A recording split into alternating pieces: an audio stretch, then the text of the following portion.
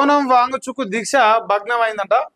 బలవంతంగా ఆసుపత్రికి తరలించిన పోలీసులట. ఇప్పుడు నేను ఏదైతే నిన్నమడదాకా ఈ సిజేపి కాక్రోజ్ జనతా పార్టీ ఈ కాక్రోజ్ జనతా పార్టీ వ్యవస్థాపకుడు అభిజిత్ దీప్కే ఉన్నాడో, ఇప్పుడు వాడు దేశవ్యాప్తంగా ఉన్న యువతనందరూ ఐకమత్యం చేసే ప్రయత్నం చేసిండు ఈ కాక్రోజ్ జనతా పార్టీ అనే ఇన్స్టాగ్రామ్ పేజ్ ద్వారా.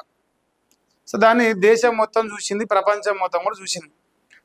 వాడు దానితోని ఈ నీట్ పేపర్ లీక్ కావడం వల్ల ఎవరైతే ఈ నీట్ పేపర్ లీక్ చేసినప్పుడు ఉన్న ప్రభుత్వం ఉన్నదో ఆ ప్రభుత్వంలో పనిచేస్తున్న సెంట్రల్ గవర్నమెంట్లో ఉన్న విద్యాశాఖ మంత్రి రాజీనామా చేయాలని డిమాండ్ తీసుకొచ్చింది. అంటే డిమాండ్ తీసుకొచ్చినోడు ఇక్కడ సిజేపి చీఫ్ అభిజిత్ దీప్కే అనేటోడు. సో నిన్న దాకా ఆ మరణ నిరాహార దీక్ష చేసింది ఎవరయ్యా అంటే ఈయన వాంగ్చుక్ అనేట ఆయన. నేనేమన్నా, ఇప్పుడు కష్టం ఉందో ప్రతిఫలం అందే కావాలి, కానీ కష్టమేమో ఆయన తండ్రి, ప్రతిఫలం ఏమో అభిజిత్ దీప్కే అంటూ తీసుకుని ఇట్లా ఇది పద్ధతి కాదు.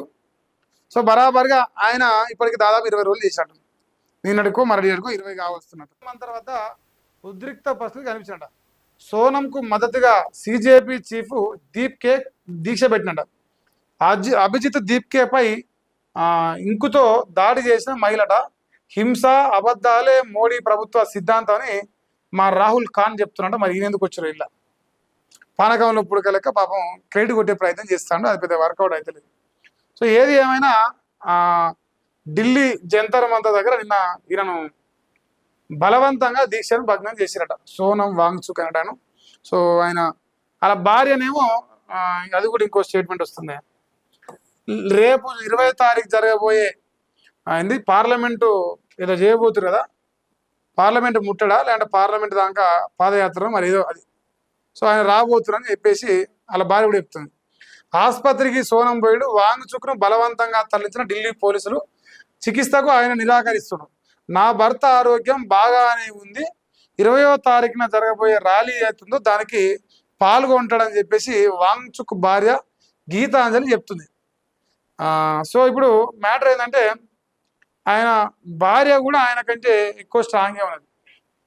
నా భర్త రేపు జరగబోయే ర్యాలీలో పార్టిసిపేట్ చేస్తాడని చెప్పేసి చెప్తుంది. సో దీక్షను భగ్నం చేసే ప్రయత్నం చేస్తే మరి అభిజిత్ దీప్కే అన్నట్టు ఆయన ఇప్పుడు కూర్చున్నాడు. ఆయన కూడా మొదలుపెట్టిందో అయ్యి ఆయన పైన ఇంకు పెన్నులో ఉన్న ఇంకా, సో పెన్నులో వచ్చే ఇంకు కావచ్చు, దాంతో దాడి చేసిరట. అడ్డుకునే ప్రయత్నం చేస్తుంది సెంట్రల్ గవర్నమెంట్ అంటుంది. సో వాస్తవానికి ఉన్నమాట చెప్పాలంటే పేపర్ లీక్ జరిగితే ఏ ప్రభుత్వంలో, ఇప్పుడు బీఆర్ఎస్ ప్రభుత్వంలో కూడా ఆనాడు విద్యాశాఖ మంత్రి రాజీనామా డిమాండ్ తీసుకొచ్చారు.